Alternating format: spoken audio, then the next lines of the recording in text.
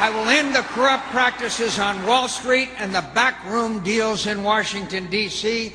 I will hold accountable those responsible for the oversight and protection of consumers, taxpayers, and homeowners, and I will hold them accountable, my friends. And if that means that some people leave their cushy job, they should leave and leave now.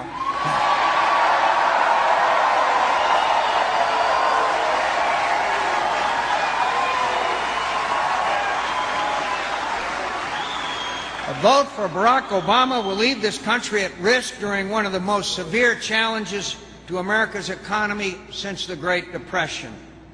You see, when it comes to growing the economy and protecting you from the corruption of Wall Street and Washington, Senator Obama just doesn't get it.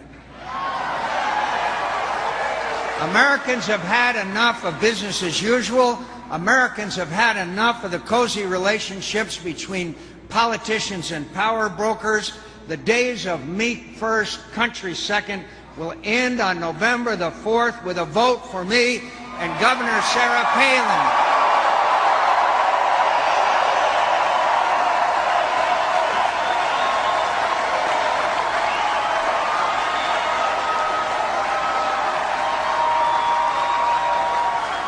You see, we've made the tough choices that make us unpopular in our own party.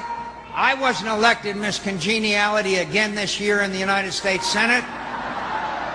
Governor Palin took on an incumbent governor of her own party because she thought they needed to clean up Alaska. And she won, and she did.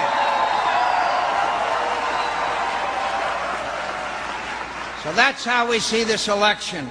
Country first or Obama first. And I have a feeling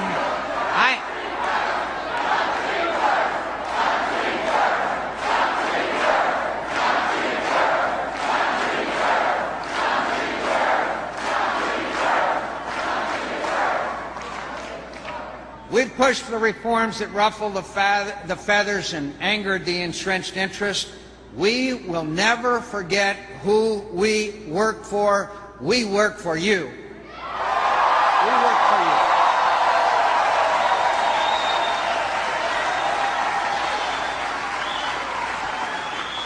So when it comes to cutting taxes for seniors, for working families, for small businesses, my opponent didn't put the hard-working people of this country first.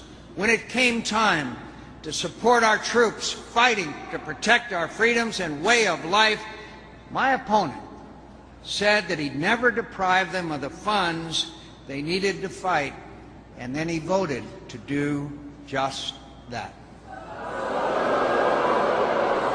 He voted against funding the equipment our troops rely on as they fight to protect us.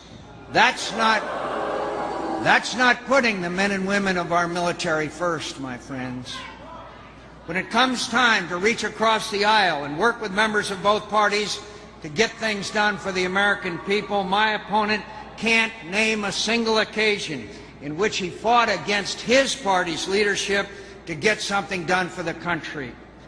That's not putting the country first. And now we're faced with an economic crisis. The country is looking for leadership. The country is hungry for change. They want a leader who will stand up to the special interest in Washington and on Wall Street. They deserve a president who knows when to put politics aside and act in the best interests of the nation. The choice is clear. You have my word. I will always put my country first.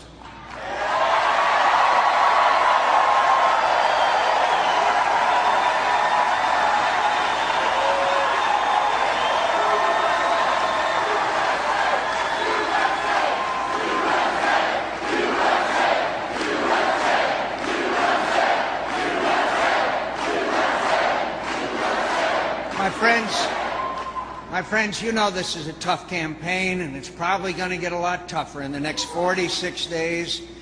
And I regret, and sometimes I'm offended by some of the negative aspects of this campaign. And it's tough and it's hard. And sometimes you think, well, you know, this is really tough. But every once in a while, you have an experience that puts everything into the right perspective. 2 days in a row now, I've had an unusual experience. Yesterday, Governor Palin and I landed at the Green Bay airport. There was a group of people out there to meet us. There was a woman there named Shirley Patrick. We met her. She handed me an envelope, and the envelope said, Staff Sergeant Patrick Lee Liebert killed in action in Afghanistan. And on the envelope she wrote, please support our troops in Afghanistan and Iraq.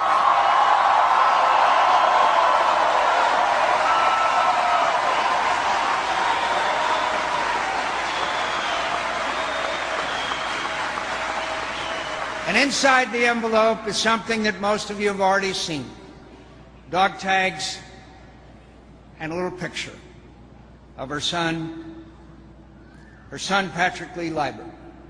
I was deeply moved. Today, Sarah and I landed at the airport here.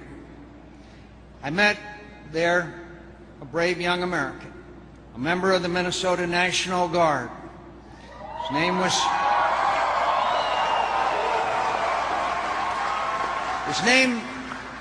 Sergeant John Kreisel. He was badly injured in Fallujah, Iraq, December 2006. He lost both his legs.